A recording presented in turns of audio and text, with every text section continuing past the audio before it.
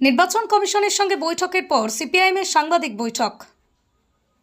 নির্বাচন অবাধ, সুষ্ঠু এবং নিরপেক্ষ করার দায়িত্ব নির্বাচন কমিশনের। তারা একটা ভোটার লিস্ট করতে গিয়ে কেন মানুষকে শত্রু বানালো?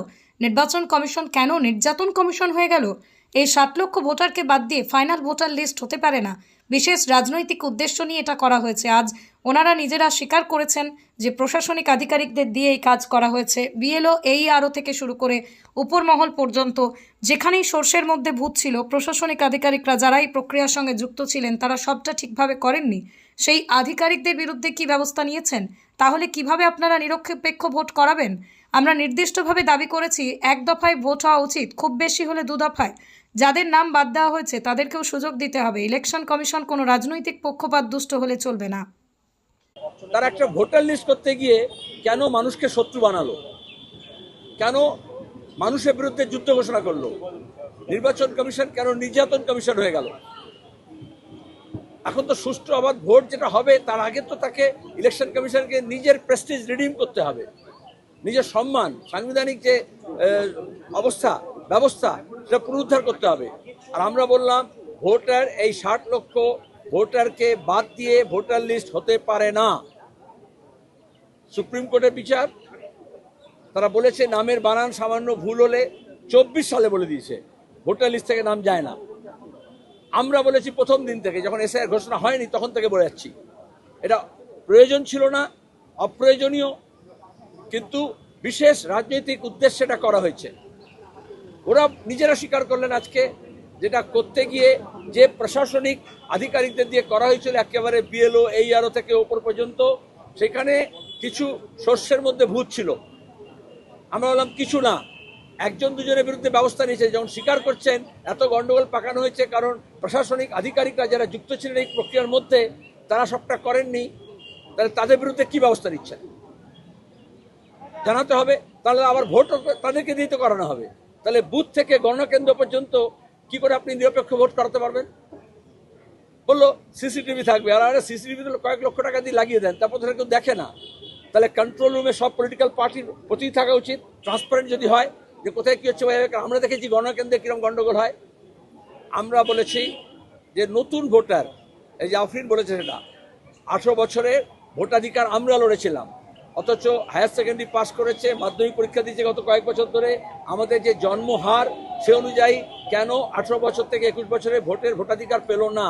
আমরাই তো প্রথম 18 বছর ভোটাধিকার করেছিলাম পশ্চিমবঙ্গে।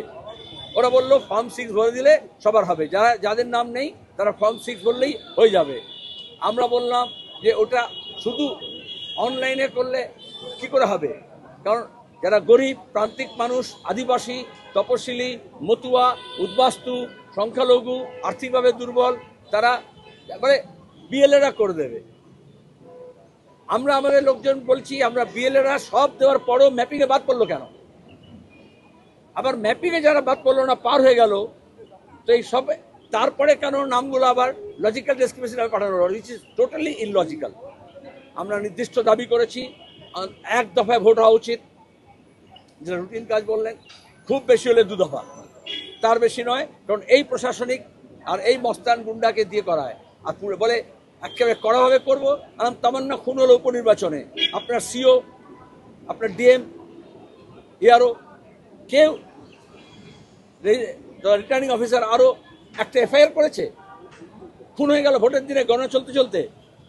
তাহলে কি করে হবে? শুধু ঘোষণা করলে হবে না। ওরা কথা দিয়েছেন, 1, এই 60 লক্ষ লোককে ফিরিয়ে এনে ভোটার লিস্টে, তারপরে ভোট হবে। 2, যাদের নাম ডিলিট করা হয়েছে তাদেরও সুযোগ দিতে হবে।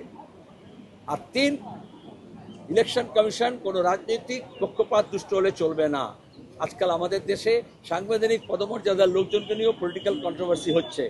আর যে মেশিনারির সঙ্গে ওরা কথা বলবেন রাজ্যের বা কেন্দ্রের, তারাই তো ওভারনাইট, এখনই দেখবেন কালকে ছিল ওদিকে প্রশাসনিক ব্যবস্থা করবে, আজকে আবার সেই অন্য দলের হয়ে প্রতিনিধিত্ব করছে।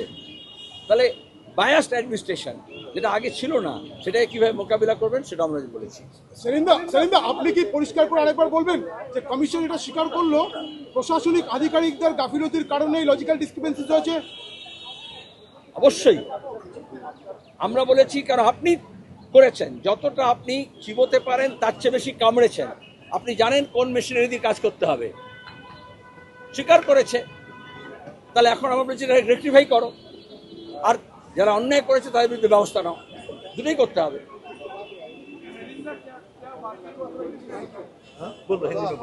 আপনি কি কম খরচে সরকারি সার্টিফিকেট সহ কম্পিউটার কোর্স খুঁজছেন? তাহলে আসুন সোদপুর যুব কম্পিউটার প্রশিক্ষণ কেন্দ্রে, যেখানে রাজ্য সরকারের সরাসরি নিয়ন্ত্রণে বিশ্বমানের প্রশিক্ষণ। মাত্র মাসিক 300 টাকায় 6 মাসের কোর্স আর মাসিক 400 টাকায় 12 মাসের কোর্স করার সুযোগ। ইনস্টলমেন্ট সহ সুবিধা সহ সঙ্গে ফ্রি স্পোকেন ইংলিশ ট্রেনিং। পরীক্ষা হবে আন্তর্জাতিক মানের বিখ্যাত সংস্থা এইচপির মাধ্যমে। এসসিও এসটি ছাত্রছাত্রীদের জন্য রয়েছে বিশেষ সুবিধা। ঠিকানা সোদপুর জানাপাড়া রথতলা, সোদপুর বাস স্টপেজ থেকে 10 মিনিট হাঁটা, তকিপুর রেল স্টেশন থেকে মাত্র 10 মিনিটের পথ। কম্পিউটার কোর্সের পাশাপাশি আছে স্টুডেন্ট কোচিং সুবিধাও।